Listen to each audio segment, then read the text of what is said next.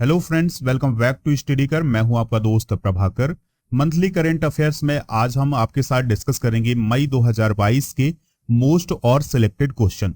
ये जो क्वेश्चन है आपके एग्जाम के पॉइंट ऑफ व्यू से बहुत ही इंपॉर्टेंट है, तो दोस्तों आप इन्हें नोट करिएगा या फिर इसका पीडीएफ प्राप्त करिएगा टेलीग्राम चैनल पर। टेलीग्राम चैनल पर आपको इसका पीडीएफ मिल जाएगा, तो वहां से आप इसको आसानी से डाउनलोड कर सकते हैं। अगर आप किसी भी कॉम्पिटिटिव एग्जाम की तैयारी कर रहे हैं तो स्टडी कर को आप फॉलो करें और बेल आइकॉन यानी घंटी वाला बटन जरूर दबा लें, जिससे समय पर आपको सबसे पहले नोटिफिकेशन मिल सकेगा। हमारे जितने भी सोशल मीडिया प्लेटफॉर्म है उन पर भी आप हमें फॉलो कर लें, सभी का लिंक आपको डिस्क्रिप्शन बॉक्स में दिया गया है। चलिए दोस्तों, पहले क्वेश्चन को देखते हैं। इंपॉर्टेंट क्वेश्चन है, ध्यान से आप सुनते जाइएगा। फर्स्ट क्वेश्चन है, राष्ट्रीय अनुसूचित जाति आयोग के दोबारा अध्यक्ष कौन बने हैं? तो आंसर है विजय सांपला। दोस्तों, जो विजय सांपला हैं ये पहले भी राष्ट्रीय अनुसूचित जाति आयोग के अध्यक्ष थे, लेकिन बीच में पंजाब चुनाव हुए, पंजाब चुनाव में इन्होंने चुनाव लड़ा, चुनाव हार गए, फिर से इन्हें राष्ट्रीय अनुसूचित जाति आयोग का अध्यक्ष बनाया गया है दोबारा। तो आंसर क्या होगा? विजय सांपला। दोस्तों, बात आई है राष्ट्रीय अनुसूचित जाति आयोग की, तो यह भारतीय संविधान के अनुच्छेद 338 के अंतर्गत आता है। तो इसका काम होता है अनुसूचित जातियों के हितों की रक्षा करना। इसकी स्थापना 19 फरवरी 2004 को हुई थी। हेडक्वार्टर कहाँ है? नई दिल्ली में। नेक्स्ट है, हाल ही में बेस्ट इंफ्रास्ट्रक्चर प्रोजेक्ट का पुरस्कार किसे दिया गया है? बेस्ट इंफ्रास्ट्रक्चर प्रोजेक्ट का अवार्ड है, ये दिया गया है अटल सुरंग को। किसे दिया गया है दोस्तों? अटल सुरंग को। ये हिमाचल प्रदेश में स्थित एक सुरंग है जिसको बेस्ट इंफ्रास्ट्रक्चर प्रोजेक्ट का अवार्ड दिया गया है। किसने दिया है ये अवार्ड? तो इंडियन बिल्डिंग कांग्रेस ने। अटल सुरंग का इनॉग्रेशन किया गया था 3 अक्टूबर 2020 को। पीएम मोदी ने किया था इसका उद्घाटन। और दोस्तों, इस अटल सुरंग को पहले रोहतांग सुरंग के नाम से भी जाना जाता था। इसकी लंबाई है 9.02 किलोमीटर और ये दुनिया की सबसे लंबी सुरंग कहलाती है। और दोस्तों, ये पीर पंजाल श्रेणियों में स्थित है। नेक्स्ट है, उत्तर प्रदेश का वह कौन सा शहर है जो वैक्यूम आधारित सीवर सिस्टम लगाने वाला देश का पहला शहर बन गया है? तो आंसर होगा इसका आगरा। यानी दोस्तों, आगरा में वैक्यूम आधारित सीवर सिस्टम लगाया गया है और ऐसा करने वाला वह देश का पहला शहर बन गया है। तो कितने घरों में लगाया गया है? 240 घरों में इस वैक्यूम आधारित सीवर सिस्टम को लगाया गया है। ठीक है दोस्तों, किस लेफ्टिनेंट जनरल ने भारतीय सेना के 29वें प्रमुख के रूप में जनरल मनोज मुकुंद नरवाणे की जगह ली है? यानी दोस्तों, भारतीय सेना के 29वें प्रमुख कौन बने हैं? तो इसका आंसर होगा मनोज पांडे। तो मनोज पांडे ने किसकी जगह ली है? मनोज मुकुंद नरवाणे की। और जो मनोज पांडे हैं ये 29वें सेना प्रमुख बने हैं। और इनके बारे में आपको एक और पॉइंट याद रखना है कि यह इस पद पर पहुंचने वाले यानी सेना प्रमुख के पद पर पहुंचने वाले पहले इंजीनियर हैं। तो ये पॉइंट जो है बहुत इंपॉर्टेंट है, आप इसको नोट कर लीजिएगा। नेक्स्ट क्वेश्चन है दोस्तों, ध्यान से सुनिएगा। रक्षा मंत्रालय ने थल सेना का उप प्रमुख किसे नियुक्त किया है? आंसर होगा BS राजू। यानी जो BS राजू हैं वो थल सेना के उप प्रमुख बनाए गए हैं। अभी तक क्या था कि जो मनोज पांडे थे वो थल सेना के उप प्रमुख थे, लेकिन अब वो थल सेना के प्रमुख बन गए हैं, यानी सेना प्रमुख बन गए हैं। तो अब वो स्थान खाली हो गया था, तो BS राजू को दोस्तों vice chief of army staff यानी थल सेना का उप प्रमुख बनाया गया है। ठीक है, तो ये पॉइंट जो है वो नोट करते जाइएगा। सभी नियुक्तियां बहुत इंपॉर्टेंट है, आपके एग्जाम में पूछ ली जाती हैं डायरेक्ट। अगला क्वेश्चन है, भारत के नए विदेश सचिव कौन बने? वेरी वेरी इंपॉर्टेंट क्वेश्चन है। तो भारत के नए विदेश सचिव कौन बने हैं? विनय मोहन क्वात्रा। कौन बने हैं दोस्तों? विनय मोहन क्वात्रा। तो जो विनय मोहन क्वात्रा थे ये विदेश सचिव बनने से पहले नेपाल में भारत के राजदूत थे, लेकिन अब वो भारत के नए विदेश सचिव बने हैं। तो ये पॉइंट जो है वो आप नोट कर लीजिएगा कि जो नए विदेश सचिव है वो कौन बने हैं? तो वो बने हैं विनय मोहन क्वात्रा और वो 1988 बैच के IFS ऑफिसर हैं। नेक्स्ट है, हाल ही में प्रधानमंत्री के सलाहकार के रूप में किसे नियुक्त किया गया है? तो इसका आंसर होगा तरुण कपूर को। यानी प्रधानमंत्री के एडवाइजर कौन बनाए गए हैं? तो तरुण कपूर बनाए गए हैं। ठीक है दोस्तों, इंपॉर्टेंट क्वेश्चन है ये। और उनकी जो नियुक्ति है वो 2 साल के लिए की गई है। इससे पहले तरुण कपूर पेट्रोलियम और प्राकृतिक गैस नियामक बोर्ड के अध्यक्ष के रूप में भी काम कर चुके हैं। अगला प्रश्न है, किस राज्य के मियां का बाड़ा रेलवे स्टेशन का नाम बदलकर महेश नगर हाल्ट कर दिया गया है? तो दोस्तों, जो राजस्थान का मियां का बाड़ा रेलवे स्टेशन था, उसका नाम बदल करके क्या कर दिया गया है, महेश नगर हाल्ट। तो ये पॉइंट जो है वो आप नोट कर लीजिएगा। अब हम देखते हैं हाल ही में बदले गए प्रमुख नाम। जैसे चेन्नई सेंट्रल रेलवे स्टेशन का नाम MG Ramachandran central railway station कर दिया गया था। हावड़ा कालका मेल ट्रेन का Netaji express. Pragati Maidan metro station का नाम Supreme Court metro station. Hubli railway station जो कि कर्नाटक में है, इसका नाम श्री सिद्धारुद्धा स्वामी जी रेलवे स्टेशन किया गया था। मुंडवाडीह रेलवे स्टेशन का नाम Banaras railway station. Habibganj railway station का नाम Rani Kamalapati railway station. Patalpani railway station जो कि मध्य प्रदेश में है, इसको टांटिया मामा रेलवे स्टेशन किया गया था। फैजाबाद रेलवे स्टेशन को अयोध्या कैंट किया गया था। अगला प्रश्न है, नीति आयोग के उपाध्यक्ष का कार्यभार किसने संभाल लिया है? तो नीति आयोग के उपाध्यक्ष कौन बने हैं? तो इसका आंसर है सुमन बेरी। कौन बने हैं दोस्तों? सुमन बेरी। तो सुमन बेरी जो है वो नीति आयोग के उपाध्यक्ष बने हैं। किसके स्थान पर बने हैं? डॉक्टर राजीव कुमार के स्थान पर बने हैं। नीति आयोग की बात आई है तो इसकी स्थापना 1 जनवरी 2015 को योजना आयोग के स्थान पर की गई थी। हेडक्वार्टर नई दिल्ली में है। प्राइम मिनिस्टर इसके अध्यक्ष होते हैं और सीईओ कौन है? अमिताभ कांत है। पहले उपाध्यक्ष कौन थे दोस्तों? अरविंद पनगड़िया। जनवरी 2015 से अगस्त 2017 तक वो उपाध्यक्ष रहे हैं। दोस्तों जो नीति आयोग होता है वो भारत सरकार का एक थिंक टैंक होता है, सुझाव देने का काम करता है, सलाह देने का काम करता है। ठीक है, तो ये पॉइंट जो है नोट कर लीजिएगा। नेक्स्ट है, किस नदी पर 540 मेगावाट की क्वार जल विद्युत परियोजना को मंजूरी दी गई? तो 540 मेगावाट की क्वार जल विद्युत परियोजना को मंजूरी किस नदी पर दी गई है? आंसर है इसका चिनाब नदी पर। अब चिनाब नदी किस राज्य में है? तो जम्मू और कश्मीर में है। तो दोस्तों जम्मू और कश्मीर की जो चिनाब नदी है उस पर 540 मेगावाट की क्वार जल विद्युत परियोजना को मंजूरी दी गई है। ठीक है दोस्तों, तो ये किश्तवाड़ जिले में है। ठीक है, किश्तवाड़ जिले में ये क्वार जल विद्युत परियोजना को मंजूरी दी गई है। चिनाब नदी जो है वो जम्मू कश्मीर और पंजाब के मैदानी इलाकों में बहती है। ये जो पंजाब है दोस्तों, ये याद रखिएगा, ये पाकिस्तान का पंजाब वाला क्षेत्र है। तो ये जम्मू कश्मीर में और पाकिस्तान के पंजाब के जो मैदानी क्षेत्र है वहां पर ये बहती है। चिनाब का पानी हिमाचल प्रदेश में बारालाचा दर्रे से बर्फ पिघलने से शुरू होता है। नेक्स्ट है, हाल ही में किस राज्य में मुख्यमंत्री मितान योजना शुरू की गई है? तो मुख्यमंत्री मितान योजना शुरू की गई है छत्तीसगढ़ में। कहां पर की गई है दोस्तों? छत्तीसगढ़ में।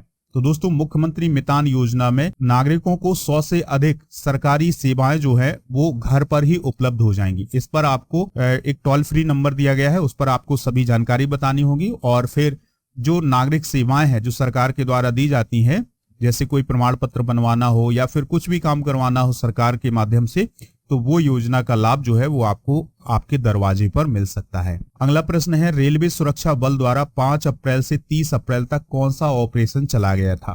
तो दोस्तों कौन सा ऑपरेशन चलाया था रेलवे सुरक्षा बल ने? तो ये ऑपरेशन था ऑपरेशन सतर्क।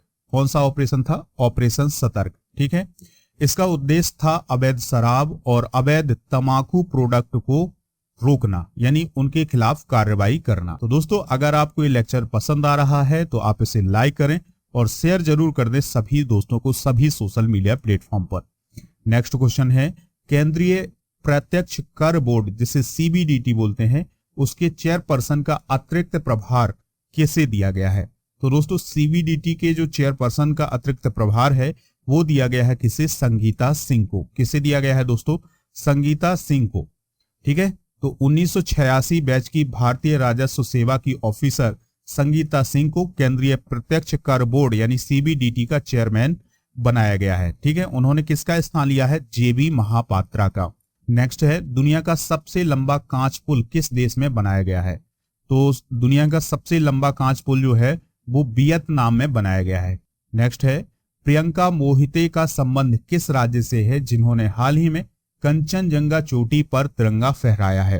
तो दोस्तों प्रियंका मोहिते महाराष्ट्र से रिलेटेड है और उन्होंने अभी हाल ही में कंचनजंगा चोटी पर तिरंगा फहराया है। कंचनजंगा चोटी किस स्टेट में है? तो याद रखिएगा ये सिक्किम में है। कहां पर है दोस्तों?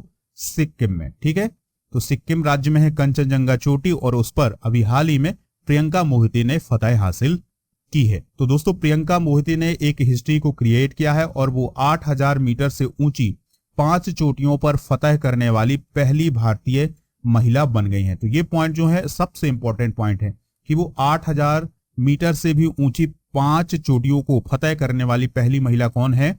प्रियंका मोहिते, जो कि महाराष्ट्र की हैं। तो उन्होंने अभी हाल ही में 8586 मीटर ऊंची कंचनजंगा पर्वत की जो चोटी है उस पर फतह हासिल की है। इसके अलावा उन्होंने Mount Everest, Mount Lhotse, Mount Makalu और माउंट किलिमंजारो पर भी चढ़ाई की है और ये सभी चोटियां जो हैं वो 8000 मीटर से भी ऊंची हैं। नेक्स्ट है, कौन सी स्पेस एजेंसी 2024 में शुक्रयान फर्स्ट को अंतरिक्ष में भेजेगी? वेरी वेरी इंपॉर्टेंट क्वेश्चन होगा कि वह कौन सी स्पेस एजेंसी है जो 2024 में शुक्रयान फर्स्ट को अंतरिक्ष में भेजेगी। तो उसका नाम है दोस्तों इसरो, यानी इंडियन स्पेस रिसर्च ऑर्गेनाइजेशन ने अभी हाल ही में कहा है कि वो दिसंबर 2024 में शुक्रयान फर्स्ट को अंतरिक्ष में भेजेगी, जिसका काम होगा शुक्र की कक्षा है उसमें परिक्रमा करना और शुक्र ग्रह से संबंधित जो जानकारी है उसको इकट्ठा करना। ठीक है दोस्तों, और यह यान जो है वो सौरमंडल के सबसे गर्म ग्रह यानी शुक्र की परिक्रमा करते हुए उसका अध्ययन करेगा। और ये जानकारी किसने दी है दोस्तों? इसरो के अध्यक्ष एस सोमनाथ ने। तो याद रखिएगा इसरो के अध्यक्ष कौन है? एस सोमनाथ हैं। अगला प्रश्न है, भारतीय वायुसेना के नए महानिदेशक कौन बने? वेरी वेरी इंपॉर्टेंट क्वेश्चन है। तो भारतीय वायुसेना के नए महानिदेशक यानी डायरेक्टर जनरल कौन बने हैं? आंसर होगा संजीव कपूर। तो भारतीय वायुसेना के नए महानिदेशक कौन बने हैं दोस्तों? संजीव कपूर बने हैं। बात आई है भारतीय वायुसेना की, इंडियन एयरफोर्स की स्थापना 8 अक्टूबर 1932 को हुई थी।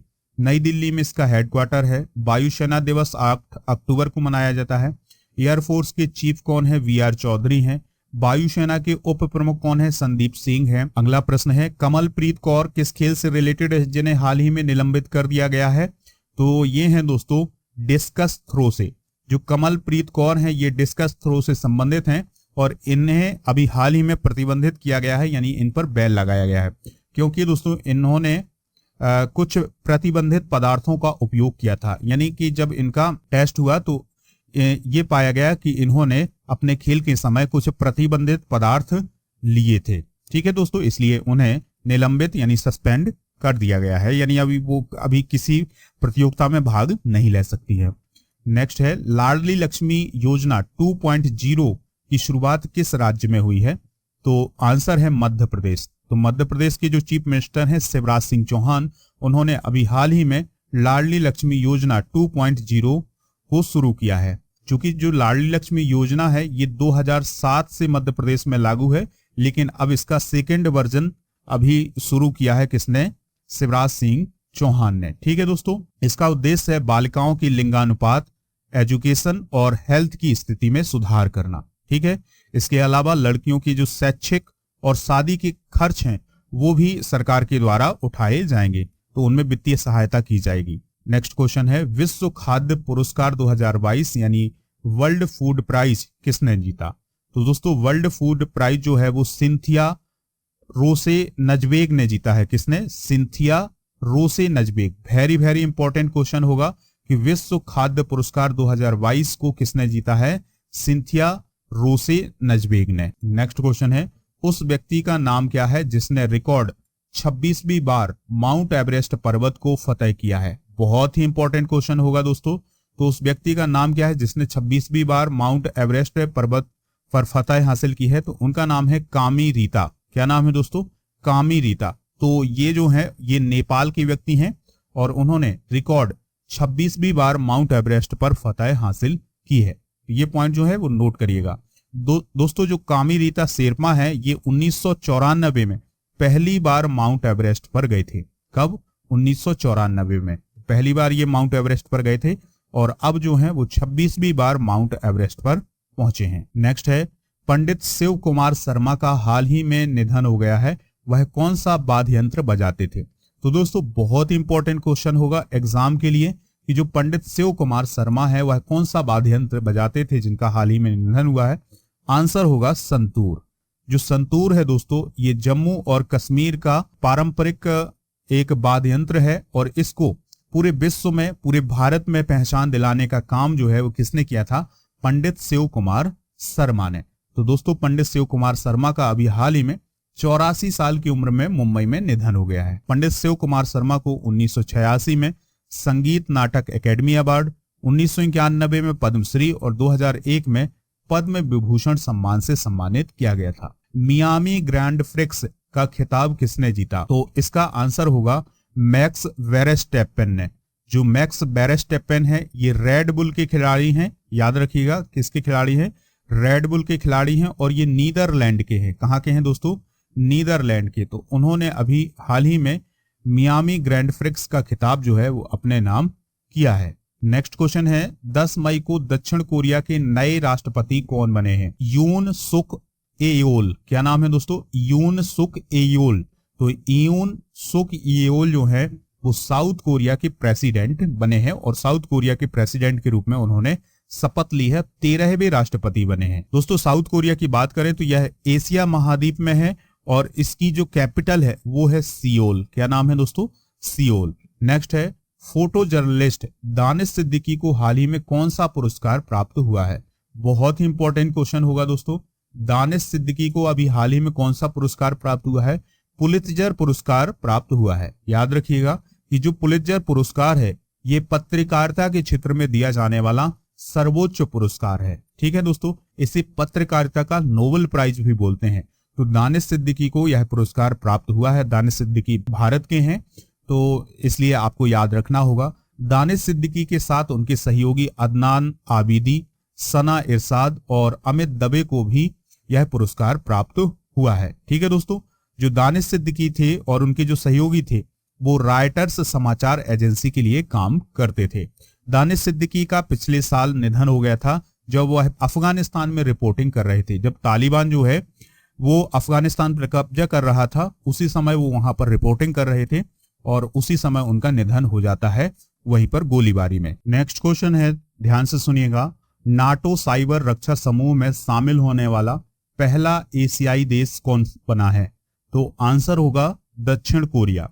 याद रखना है दक्षिण कोरिया नाटो में शामिल नहीं हुआ है बल्कि नाटो का जो भाग है cooperative cyber defence centre of excellence उसमें शामिल हुआ है। ठीक है। नेक्स्ट है, राखीगढ़ी किस राज्य में स्थित है जहां पर भारतीय पुरातत्व सर्वेक्षण खुदाई कर रहा है? जो भारतीय पुरातत्व सर्वेक्षण है इसके द्वारा राखीगढ़ी में खुदाई की जा रही है। तो राखीगढ़ी किस राज्य में स्थित है?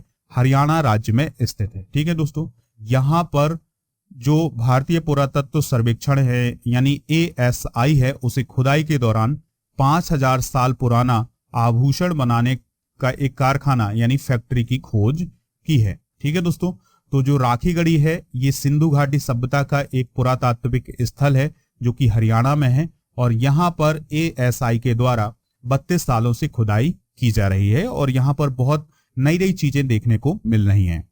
अगला प्रश्न है, हाल ही में भारत के किस राज्य के कई हिस्सों में टमाटर फ्लू यानी टोमेटो फ्लू के मामले दर्ज किए गए हैं? तो इंपॉर्टेंट क्वेश्चन है दोस्तों कि जो टोमेटो फ्लू है ये कहां पर देखने को मिला है भारत के राज्य में? तो ये मिला है केरला में। कहां पर मिला है दोस्तों? केरला में मिला है, यानी केरल में इसके मामले देखने को मिले हैं। ये जो टोमेटो फ्लू है ये बच्चों को अपना शिकार बनाता है। टमाटर फ्लू या टोमेटो फ्लू एक सामान्य वायरल संक्रमण है जिसमें 5 वर्ष से कम उम्र के बच्चों को बुखार आता है। अगला प्रश्न है, श्रीलंका के नए प्राइम मिनिस्टर कौन बने हैं? श्रीलंका के नए प्राइम मिनिस्टर बने हैं रानिल विक्रमसिंघे। कौन बने हैं दोस्तों? रानिल विक्रमसिंघे जो हैं वो श्रीलंका के नए प्रधानमंत्री बने हैं। उन्होंने किसका स्थान लिया है? महिंदा राजपक्षे का। महिंदा राजपक्षे ने श्रीलंका के प्राइम मिनिस्टर के रूप से इस्तीफा दे दिया और फिर रानिल विक्रमसिंघे जो हैं वो श्रीलंका के नए प्रधानमंत्री बने हैं। श्रीलंका जो है वो आर्थिक संकट से गुजर रहा है और उस समय प्राइम मिनिस्टर ने इस्तीफा दिया और दोस्तों अब जो रानिल विक्रमसिंघे हैं वो नए प्राइम मिनिस्टर नियुक्त किए गए हैं। अगला प्रश्न है, कैटलीन नोवाक किस देश की पहली महिला राष्ट्रपति चुनी गई हैं? तो जो कैटलीन नोवाक है वो किस देश की पहली महिला राष्ट्रपति चुनी गई हैं? तो इसका आंसर होगा हंगरी की। तो हंगरी की पहली महिला राष्ट्रपति कौन बनी है? कैटलीन नोवाक बनी है। ठीक है, उनकी उम्र अभी वर्तमान में 44 ईयर है और वो हंगरी की सबसे कम उम्र की राष्ट्रपति भी बनी है। तो ये पॉइंट भी आप नोट कर लीजिएगा। हंगरी की राजधानी याद रखना है, क्या है? बुडापेस्ट है। और हंगरी जो है वो यूरोप महाद्वीप में स्थित कंट्री है। नेक्स्ट है, हाल ही में किसने देश के पहले अमृत सरोवर का उद्घाटन किया है? तो अमृत सरोवर का उद्घाटन किया है मुख्तार अब्बास नकवी ने। किसने दोस्तों? मुख्तार अब्बास नकवी ने। कहां पर किया है? उत्तर प्रदेश में किया है। यानी देश का पहला जो अमृत सरोवर है ये उत्तर प्रदेश में बनाया गया है और इसका उद्घाटन किसने किया है? मुख्तार अब्बास नकवी ने। तो दोस्तों इस अमृत सरोवर के माध्यम से जो धरती का वाटर लेवल है वो भी बढ़ेगा और ग्राम पंचायत को आय भी मिलेगी, यानी इससे आय में वृद्धि भी होगी ग्राम पंचायत की। ठीक है, तो जो उत्तर प्रदेश का रामपुर है वहां पर इस अमृत सरोवर का उद्घाटन किया गया है। अगला प्रश्न है, राष्ट्रपति रामनाथ कोविंद ने किसको देश का अगला मुख्य चुनाव आयुक्त नियुक्त किया है? तो मुख्य चुनाव आयुक्त कौन बने हैं दोस्तों? राजीव कुमार बने हैं। ठीक है, तो राजीव कुमार जो है वो मुख्य चुनाव आयुक्त बने हैं। ठीक है दोस्तों, याद रखना है 15 मई 2022 को उन्होंने अपना कार्यभार संभाल लिया है। ठीक है, अगला प्रश्न है, रॉयल गोल्ड मेडल 2022 किसको प्राप्त हुआ है? तो रॉयल गोल्ड मेडल 2022 किसको प्राप्त हुआ है? बालकृष्ण दोषी को। किसको प्राप्त हुआ है दोस्तों? बालकृष्ण दोषी को। ठीक है, तो ये जो रॉयल गोल्ड पुरस्कार है ये दोस्तों याद रखना है आपको कि आर्किटेक्चर यानी वास्तुकला में दिया जाने वाला पुरस्कार है और ये 2022 में किसे मिला है? बालकृष्ण विठल दास दोषी को। अगला प्रश्न है, खराब भोजन से बनी बिजली से संचालित देश का पहला इलेक्ट्रिक चार्जिंग स्टेशन कहां स्थापित किया गया है? तो ये स्थापित किया गया है मुंबई में। ठीक है, तो दोस्तों जो मुंबई का बीएमसी है उसके द्वारा इसको संचालित किया गया है और यहाँ पर 220 यूनिट बिजली का उत्पादन किया जाता है जिसका उपयोग स्ट्रीट लाइट को जलाने और इलेक्ट्रिक वाहनों को चार्ज करने में किया जाता है। अगला प्रश्न है, टाटा ग्रुप ने एयर इंडिया का सीईओ और एमडी किससे नियुक्त किया है? वेरी वेरी इंपॉर्टेंट क्वेश्चन है। तो दोस्तों टाटा ग्रुप ने एयर इंडिया का नया सीईओ और एमडी किसे बनाया है? कैंपबेल विल्सन को। किसे बनाया है दोस्तों? Campbell Wilson. तो कैंपबेल विल्सन की जो नियुक्ति है वो तभी पूरी होगी जब केंद्र सरकार की ओर से इसको रेगुलेटरी अप्रूवल मिल जाएगा। अगला प्रश्न है, हाल ही में एप्पल को पछाड़कर दुनिया की सबसे मूल्यवान कंपनी कौन बन गई है? तो दुनिया की सबसे मूल्यवान कंपनी बन गई है सऊदी आरामको। क्या नाम है? Saudi Aramco. तो सऊदी अरब की एक तेल कंपनी है जिसका नाम है सऊदी आरामको। तो वह एप्पल को पीछे छोड़ करके दुनिया की सबसे मूल्यवान कंपनी बन गई। अगला क्वेश्चन है दोस्तों, ध्यान से सुनिएगा। ज्योति याराजी ने साइप्रस इंटरनेशनल एथलेटिक्स मीटिंग 2022 में 100 मीटर बाधा दौड़ में कौन सा मेडल हासिल किया है? तो दोस्तों जो ज्योति याराजी हैं उन्होंने गोल्ड मेडल हासिल किया है। किसमें? साइप्रस इंटरनेशनल एथलेटिक्स मीटिंग 2022 में। तो ये पॉइंट जो है वो आप नोट करिएगा। उन्होंने जो यह दौड़ है ये 13.23 सेकेंड में पूरी की है और उन्होंने अनुराधा विश्वाल का नेशनल रिकॉर्ड तोड़ा है। नेक्स्ट है, शेख मोहम्मद बिन जायद अल नाहयान को किस देश के राष्ट्रपति के रूप में नियुक्त किया गया है? तो दोस्तों शेख मोहम्मद बिन जायद अल नाहयान जो हैं वो यूएई यानी यूनाइटेड अरब अमीरात के राष्ट्रपति बन गए हैं। ठीक है, तो ये पॉइंट जो है वो आप नोट करिएगा। अभी हाल ही में क्या हुआ है कि जो यूएई के राष्ट्रपति थे शेख खलीफा बिन जायद अल नाहयान, उनका निधन हो गया है। तो अब उनके स्थान पर कौन बने हैं? शेख मोहम्मद बिन जायद अल नाहयान, राष्ट्रपति कहां के? यूएई के। अगला प्रश्न है, बुद्ध जयंती के अवसर पर प्राइम मिनिस्टर नरेंद्र मोदी 16 मई 2022 को किस देश में पहुंचे? तो दोस्तों 16 मई 2022 को बुद्ध जयंती मनाई गई है और इस अवसर पर प्राइम मिनिस्टर नरेंद्र मोदी जी नेपाल पहुंचे। और नेपाल के कहां पहुंचे दोस्तों? किस स्थान पर? लुम्बिनी पहुंचे। और लुम्बिनी जो है वो गौतम बुद्ध का जन्म स्थान है। ठीक है, तो ये पॉइंट जो है वो आप नोट कर लीजिएगा। तो दोस्तों प्रधानमंत्री नरेंद्र मोदी जी ने वहां पर यानी लुम्बिनी में इंडिया इंटरनेशनल सेंटर फॉर बौद्धिक कल्चर एंड हेरिटेज का शिलान्यास किया है। अगला प्रश्न है, थॉमस कप बैडमिंटन चैंपियनशिप का खिताब किसने जीता? वेरी वेरी इंपॉर्टेंट क्वेश्चन होगा, बहुत ही इंपॉर्टेंट क्वेश्चन होगा, आपके एग्जाम में पूछा जा सकता है, हर एक एग्जाम में क्वेश्चन आएगा ये। थॉमस कप बैडमिंटन चैंपियनशिप का खिताब किसने जीता है? ये जीता है भारत ने, इंडिया ने जीता है। ठीक है, और दोस्तों ये बहुत ही बड़ा मूवमेंट है कि भारत ने थॉमस कप का खिताब जो है वो अपने नाम किया है। और भारत ने 14 बार की जो चैंपियन थी इंडोनेशिया, उसको 3-0 से हराया। और दोस्तों जो लक्ष्य सेन थे भारत के, और सात्विक और चिराग की जोड़ी थी, और किदाम्बी श्रीकांत थे, इन सभी ने जीत हासिल करके भारत को थॉमस कप दिलाया है। तो आपको याद रखना है कि जो थॉमस कप है ये बैडमिंटन से रिलेटेड है, और इसको अभी हाल ही में किसने जीता है? इंडिया ने जीता है, इंडोनेशिया को हराकर। अगला क्वेश्चन है, किस पूर्व ऑस्ट्रेलियाई क्रिकेटर का हाल ही में निधन हो गया है? तो इस क्वेश्चन का आंसर होगा एंड्रयू साइमंड। दोस्तों एंड्रयू साइमंड जो थे वो ऑस्ट्रेलिया के क्रिकेटर थे, रोड एक्सीडेंट में निधन हो गया है। इससे पहले सैनबॉर्न का भी निधन इसी साल हुआ था। अगला क्वेश्चन है दोस्तों, ध्यान से सुनिएगा, किस देश के राष्ट्रपति इमैनुअल मैक्रोन ने लेबर पार्टी की नेता एलिजाबेथ वॉर्न को देश की नई प्रधानमंत्री के रूप में नियुक्त किया है? तो दोस्तों जो इमैनुअल मैक्रोन है वो अभी हाल ही में राष्ट्रपति बने हैं फ्रांस के, और उन्होंने लेबर पार्टी की नेता एलिजाबेथ वॉर्न को प्रधानमंत्री बनाया है। तो दोस्तों याद रखिएगा कि वो फ्रांस की दूसरी महिला प्रधानमंत्री हैं। अगला प्रश्न है, केंद्रीय पर्यावरण मंत्री ने अभी हाल ही में किस राज्य के रामगढ़ विषधारी अभ्यारण्य को देश का 52वां टाइगर रिजर्व घोषित किया है? तो जो रामगढ़ विषधारी अभ्यारण्य है ये राजस्थान में है, और ये भारत का 52वां टाइगर रिजर्व बन गया है। ठीक है, 52वां टाइगर रिजर्व कौन बना है? रामगढ़ विषधारी अभ्यारण्य। अगला प्रश्न है, हाल ही में किस बैंक ने राजीव रंजन और सीती कांठा पटनायक को कार्यकारी निदेशक नॉमिनेट किया है? तो दोस्तों जो राजीव रंजन हैं और सीती कांठा पटनायक हैं, उन्हें आरबीआई यानी रिजर्व बैंक ऑफ इंडिया में कार्यकारी निदेशक के रूप में नियुक्त किया है। आरबीआई की बात आई है तो स्थापना 1 अप्रैल 1935 को हुई थी, भारतीय रिजर्व बैंक अधिनियम 1934 के अनुसार। ठीक है दोस्तों, हेडक्वार्टर कहाँ है इसका?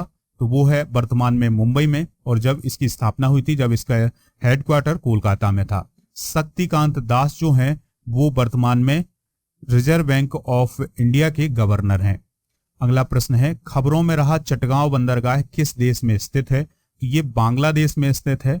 और दोस्तों अभी बांग्लादेश की जो प्राइम मिनिस्टर है शेख हसीना, उन्होंने ये कहा है कि ये जो चटगांव बंदरगाह है इसका उपयोग भारत भी कर सकता है। अगर भारत इस बंदरगाह का यूज करता है तो भारत के जो नॉर्थ ईस्ट के स्टेट हैं उनका विकास और तेजी से होगा। किस टेनिस खिलाड़ी ने इटालियन ओपन 2022 महिला एकल का खिताब जीता है? तो उनका नाम है इगा स्विएटेक। क्या नाम है? Iga Swiatek. तो इगा स्विएटेक ने इटालियन ओपन 2022 में महिला एकल का खिताब जीता है। और जो नोवाक जोकोविच थे उन्होंने इटालियन ओपन में पुरुष एकल का खिताब अपने नाम किया था। अगला प्रश्न है, भारत की मुक्केबाज निकहत जरीन ने विश्व महिला बॉक्सिंग चैंपियनशिप के फाइनल में कौन सा मेडल जीता है? तो दोस्तों निकहत जरीन का नाम जरूर याद रखिएगा। तो ये मुक्केबाजी से रिलेटेड है और इन्होंने विश्व महिला बॉक्सिंग चैंपियनशिप के फाइनल में गोल्ड मेडल हासिल किया है। कौन सा मेडल दोस्तों? गोल्ड मेडल हासिल किया है। ठीक है, ये पॉइंट जो है वो नोट करिएगा। और निकहत जरीन जो है वो विश्व महिला बॉक्सिंग चैंपियनशिप में गोल्ड मेडल हासिल करने वाली 5वीं भारतीय महिला थी। ठीक है, एमसी मैरी कॉम ने 5 बार ये खिताब अपने नाम किया है। ठीक है, तो ये पॉइंट है नोट करना है। और निकहत जरीन की बात करें तो वो हैदराबाद तेलंगाना की रहने वाली हैं और उन्होंने 52 किलोग्राम भार कैटेगरी में गोल्ड मेडल हासिल किया है विश्व महिला बॉक्सिंग चैंपियनशिप में।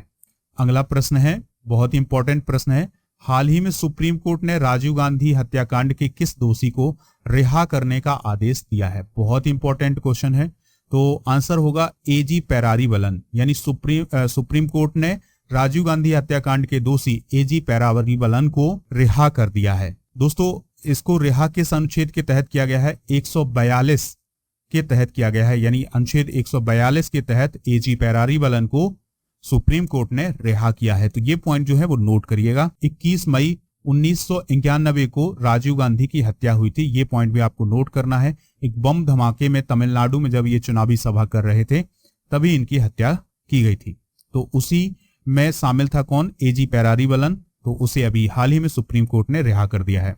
नेक्स्ट क्वेश्चन है, किस देश ने डेफ ओलंपिक्स 2021 की मेजबानी की है?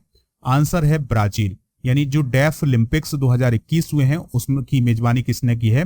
ब्राजील ने की है। और जो ब्राजील का कैक्सियास डो सुल नामक शहर है वहां पर ये डेफ ओलंपिक्स जो है वो आयोजित किए गए हैं। डेफ ओलंपिक्स का मतलब है कि वो लोग जो सुन नहीं सकते हैं उनका ओलंपिक। तो दोस्तों इसका 24वां संस्करण ब्राजील में हुआ है। और भारत ने कितने मेडल जीते हैं? 16 मेडल जीते हैं, जिसमें से 8 गोल्ड हैं, 1 सिल्वर है और 7 ब्रॉन्ज मेडल हैं। और पहले स्थान पर कौन सा देश है? यूक्रेन, जिसने 138 मेडल जीते हैं। अगला प्रश्न है ओवर कप 2022 का खिताब हाल ही में किसने जीता है? तो इसका आंसर होगा दक्षिण कोरिया। क्या होगा दोस्तों? दक्षिण कोरिया। ओवर कप किस खेल से रिलेटेड है? तो ये बैडमिंटन से रिलेटेड है। किस से रिलेटेड है दोस्तों? बैडमिंटन से रिलेटेड है। कौन सा कप? Over cup. तो जिस प्रकार से थॉमस कप जो है पुरुषों के द्वारा खेला जाने वाला बैडमिंटन का खिताब है, और जो ओवर कप है ये महिलाओं के द्वारा बैडमिंटन का खिताब है। तो ओवर कप 2022 को किसने जीता है? दक्षिण कोरिया ने जीता है। ठीक है। अगला प्रश्न है नेपाल में भारत के नए राजदूत कौन बने हैं? तो नेपाल में भारत के नए राजदूत बने हैं कौन? नवीन श्रीवास्तव। कौन बने हैं दोस्तों? नवीन श्रीवास्तव। उन्होंने किसकी जगह ली है? विनय मोहन क्वात्रा की। ठीक है, तो ये पॉइंट जो है वो आप नोट कर लीजिएगा। नेपाल की बात करें तो काठमांडू इसकी राजधानी है, और भारत के उत्तराखंड, उत्तर प्रदेश, सिक्किम, पश्चिम बंगाल और बिहार की जो सीमा है वो नेपाल से लगती है। नेपाल के प्राइम मिनिस्टर कौन है? शेर बहादुर देउवा, और विद्या देवी भंडारी यहाँ की प्रेसिडेंट हैं। अगर आपको ये लेक्चर पसंद आ रहा है तो लाइक करिए और शेयर करिएगा सभी दोस्तों को। याद रखना है ये टोटल 70 क्वेश्चन है जो कि आपके एग्जाम के लिए बहुत इंपॉर्टेंट है, तो आप इन्हें नोट जरूर करते जाइएगा। अगला क्वेश्चन है किस देश में विश्व का वाहनों की बिक्री के मामले में चौथा ऑटोमोटिव बाजार बन गया है? तो आंसर होगा भारत। यानी भारत का वाहनों का व्यापार है वो दुनिया में चौथे नंबर पर है। ठीक है, यानी भारत जो है वाहन को क्रय करने में चौथे स्थान पर है। ये आप सरल भाषा में समझ लीजिएगा। ठीक है, तो ऐसा अभी हाल ही में एक रिपोर्ट में कहा गया है। और जो चाइना है वो सबसे बड़ा मोटर वाहन बाजार बना हुआ है। अगला प्रश्न है पीटर एलवर्स किस एयरलाइन कंपनी के सीईओ बने हैं? तो जो पीटर एलवर्स हैं वो इंडिगो एयरलाइंस कंपनी के सीईओ बने हैं। इंडिगो के एमडी कौन है? राहुल भाटिया है। इंडिगो की स्थापना 2006 में की गई थी। हेडक्वार्टर कहाँ है? गुरुग्राम, हरियाणा में। अगला प्रश्न है हाल ही में संयुक्त राष्ट्र विश्व आर्थिक स्थिति और संभावना रिपोर्ट के अनुसार फाइनेंशियल ईयर 2023 में भारत की अनुमानित जीडीपी विकास दर क्या रहने वाली है? तो इसका आंसर होगा 6%। यानी भारत की जो जीडीपी है वो 6% की दर से फाइनेंशियल ईयर 2023 में आगे बढ़ेगी। और 2022 के लिए ये जो अनुमान था ये 6.4% था। संयुक्त राष्ट्र की बात आई है तो यह एक अंतर्राष्ट्रीय संगठन है। स्थापना 1945 में हुई थी। 193 इसके सदस्य हैं और इसका काम है शांति एवं सुरक्षा और मानवाधिकारों की रक्षा करना और मानवीय सहायता करना। अगला प्रश्न है किस राज्य सरकार ने राज्य के लोगों के लिए पहला जनसंपर्क कार्यक्रम लोक मिलनी योजना को शुरू किया है? तो इसका आंसर है पंजाब सरकार। यानी दोस्तों लोगों से मिलने के लिए, यानी सरकार जो है वो लोगों से मिलेगी और लोग जो है वो सरकार से बातचीत कर सकते हैं। तो इस कार्यक्रम को कहा गया है लोक मिलनी कार्यक्रम या लोक मिलनी योजना। तो ये पंजाब में शुरू हुआ है। भगवंत मान जो है यहाँ के चीफ मिनिस्टर हैं। बनवारी लाल पुरोहित पंजाब के गवर्नर हैं। नेक्स्ट है किस देश ने 2022 में ब्रिक्स देश मंत्रियों की बैठक की अध्यक्षता की है? तो आंसर होगा इसका चाइना। दोस्तों ब्रिक्स में 5 देश आते हैं। कौन कौन से देश हैं? ब्राजील, रसिया, इंडिया, चाइना और साउथ अफ्रीका। तो 2022 के सम्मेलन की जो अध्यक्षता है वो चाइना कर रहा है। तो ब्रिक्स की जितनी भी मीटिंग होंगी, समिट होंगे, वो उनका आयोजन कौन करेगा? चाइना। तो याद रखना है 2022 में ब्रिक्स की अगर बात आए तो आप चाइना इसमें ऑप्शन चूज करेंगे। अगला प्रश्न है दोस्तों याद रखिएगा हाल ही में प्रधानमंत्री नरेंद्र मोदी ने किस देश की यात्रा की है? तो प्रधानमंत्री नरेंद्र मोदी जी हैं वो किस देश की यात्रा पर गए हैं? जापान की यात्रा पर गए हैं। कहाँ की यात्रा पर गए हैं? जापान की यात्रा पर गए हैं। और वो किस लिए गए हैं? क्वाड सम्मेलन में भाग लेने के लिए। क्वाड जो है वो 4 देशों का एक समूह है जिसमें इंडिया है, जापान है, अमेरिका है और ऑस्ट्रेलिया है। तो ये जो है 4 देश मिलकर के क्वाड बनाते हैं। तो इसका जो सम्मेलन है वो जापान की राजधानी टोक्यो में 23 मई और 24 मई को हुआ है। तो उसमें शामिल होने के लिए प्राइम मिनिस्टर नरेंद्र मोदी जी गए थे और इस सम्मेलन में कोविड-19 और रूस यूक्रेन युद्ध पर भी चर्चा हुई है। ठीक है दोस्तों, तो क्वाड की अगर हम बात करें तो इसका गठन 2007 में हुआ था, 2017 में ये फिर से बना था और इसका मकसद है हिंद प्रशांत क्षेत्र में चीन के बढ़ते उसके दबदबे को रोकना। इसमें कौन कौन से नेता शामिल हुए थे? तो ऑस्ट्रेलिया के प्राइम मिनिस्टर एंथोनी अल्बनीज शामिल हुए थे और जापान के प्राइम मिनिस्टर फुमियो किशिदा शामिल हुए थे और इंडिया के प्राइम मिनिस्टर नरेंद्र मोदी जी और अमेरिका के राष्ट्रपति जो बाइडेन इसमें शामिल हुए थे। अगला क्वेश्चन है, हाल ही में विश्व चैंपियन मैग्नस कार्लसन को किस भारतीय ग्रैंड मास्टर ने हराया है? तो दोस्तों, जो विश्व चैंपियन है मैग्नस कार्लसन, ये नॉर्वे के हैं और इनको अभी हाल ही में किसने हराया है? आर प्रज्ञानंद ने हराया है। ठीक है, याद रखना है कि आर प्रज्ञानंद ने 3 महीने के अंदर 2 बार विश्व चैंपियंस मैग्नस कार्लसन को हराया है। ठीक है, नेक्स्ट क्वेश्चन है, हाल ही में दिल्ली के लेफ्टिनेंट गवर्नर यानी एलजी कौन बने हैं? तो उनका नाम है विनय कुमार सक्सेना। तो दोस्तों, दिल्ली के नए एलजी कौन बने हैं? विनय कुमार सक्सेना। उन्होंने किसकी जगह ली है? अनिल बैजल की जगह ली है। अभी हाल ही में अनिल बैजल ने अपने पद से इस्तीफा दे दिया था, तो अब उनकी जगह विनय कुमार सक्सेना दिल्ली के एलजी बनाए गए हैं। दोस्तों, जो विनय कुमार सक्सेना है वो वर्तमान में खादी और ग्रामोद्योग आयोग के अध्यक्ष थे। अगला प्रश्न है, विश्व आर्थिक मंच यानी वर्ल्ड इकोनॉमिक फोरम की वार्षिक बैठक कहाँ हुई है? तो वर्ल्ड इकोनॉमिक फोरम की वार्षिक बैठक शुरू हुई है दावोस में। दावोस कहाँ है दोस्तों? स्विट्जरलैंड में। कहाँ है? स्विट्जरलैंड में। ठीक है, इसमें होता क्या है कि दुनिया भर के लीडर्स इसमें शामिल होते हैं। भारत की तरफ से जो भारतीय दल गया है उसका नेतृत्व कौन कर रहे हैं?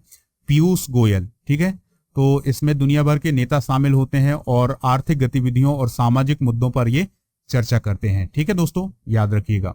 तो विश्व आर्थिक मंच की स्थापना 1971 में की गई थी। हेडक्वार्टर है कोलोग्नी, स्विट्जरलैंड में। अगला प्रश्न है, मंकी पॉक्स से प्रभावित देश कौन कौन से हैं? तो आंसर होगा यूनाइटेड किंगडम, अमेरिका, बेल्जियम और बहुत सारे फ्रांस भी इसमें शामिल है। लगभग 11 देश जो है इससे प्रभावित हो चुके हैं। तो दोस्तों, भारत ने अभी ये कहा है कि यूरोप के, अफ्रीका के और अमेरिका के और ऑस्ट्रेलिया के जो 11 देश हैं उनसे अगर कोई भी भारत आता है तो उनकी स्क्रीनिंग की जाए कि कहीं उन्हें मंकी पॉक्स तो नहीं है। याद रखिएगा कि भारत में अभी तक इसका एक भी मामला नहीं पाया गया है। ठीक है, यूरोप के कई देशों में ये बहुत तेजी से फैल रहा है और यह एक जूनोटिक रोग है यानी जानवरों से मनुष्यों में फैलने वाला रोग है। सबसे पहले इस बीमारी को 1958 में देखा गया था बंदरों में, इसलिए इसे मंकी पॉक्स के नाम से भी जाना जाता है। अगला क्वेश्चन है, भारत की आशा कार्यकर्ताओं को किसके द्वारा ग्लोबल हेल्थ लीडर्स अवार्ड्स दिया गया है? तो ये दिया गया है WHO के द्वारा। कोरोना महामारी के दौरान जो आशा कार्यकर्ता थी उनके द्वारा सराहनीय काम किया गया, तो इसलिए WHO ने उन्हें ग्लोबल हेल्थ लीडर्स अवार्ड दिया है। अगला प्रश्न है, वित्तीय वर्ष 2021-22 के दौरान भारत में सबसे अधिक निवेशक कौन रहा था?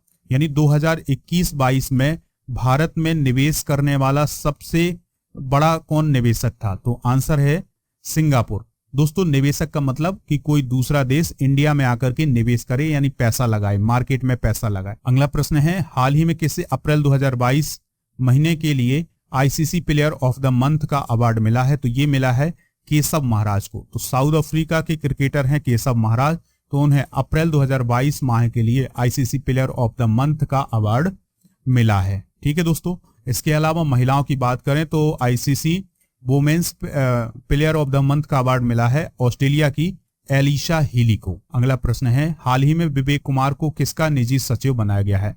तो प्रधानमंत्री नरेंद्र मोदी के निजी सचिव कौन बने हैं? विवेक कुमार बने हैं। कौन बने हैं दोस्तों? विवेक कुमार। तो ये IFS ऑफिसर हैं विवेक कुमार। तो अब ये प्रधानमंत्री नरेंद्र मोदी जी के निजी सचिव बने हैं और उन्होंने संजीव कुमार सिंगला का स्थान लिया है। नेक्स्ट है, अलगाववादी नेता यासीन मलिक को NIA कोर्ट ने कितने मामलों में उम्र कैद की सजा सुनाई है? तो 2 मामलों में उम्र कैद की सजा सुनाई गई है। किसे? यासीन मलिक को। इसके अलावा 10 लाख का जुर्माना भी लगाया गया है और इसे IPC की धारा 121 के तहत उम्र कैद और 10,000 का जुर्माना है और UAPA की धारा 17 के तहत भी इसे उम्र कैद और 10 लाख का जुर्माना लगाया गया है। अगला प्रश्न है, टाइम की 100 सबसे प्रभावशाली व्यक्तियों की सूची में किस उद्योगपति को जगह मिली है? तो इसका आंसर होगा गौतम अदानी। यानी गौतम अदानी जो हैं, इन्हें टाइम की जो 100 सबसे प्रभावशाली व्यक्तियों की सूची है उसमें इन्हें जगह मिली है। इसके अलावा भारत के जो करुणानंदी हैं और भारत के जो खुर्रम परवेज हैं, इन्हें भी टाइम की 100 सबसे प्रभावशाली लोगों की सूची में शामिल किया गया है। जो करुणानंदी हैं वह एक वकील हैं और वो वैवाहिक बलात्कार जैसे मुद्दों पर चर्चा में बनी रही हैं और उन्होंने यौन उत्पीड़न से जुड़े मामलों में भी काम किया है। ठीक है। और ये जो खुर्रम परवेज हैं, ये जम्मू कश्मीर के एक मानवाधिकार कार्यकर्ता हैं। आज का लास्ट क्वेश्चन है, ध्यान से सुनिएगा। स्पेनिश ग्रैंड प्रिक्स को किसने जीता है? तो स्पेनिश ग्रैंड प्रिक्स 2022 का जो खिताब है ये किसने जीता है? मैक्स वेरस्टैपेन ने जीता है। किसने जीता है दोस्तों? मैक्स वेरस्टैपेन ने। तो दोस्तों ये थे आज के मोस्ट इंपॉर्टेंट करेंट अफेयर्स। तो आप इनको नोट करिएगा, पीडीएफ डाउनलोड करिएगा टेलीग्राम चैनल से। अगर आपको ये पसंद आया है लेक्चर तो आप इसे लाइक करें और शेयर जरूर करें सभी दोस्तों को, सभी सोशल मीडिया प्लेटफॉर्म पर। जय हिंद, वंदे।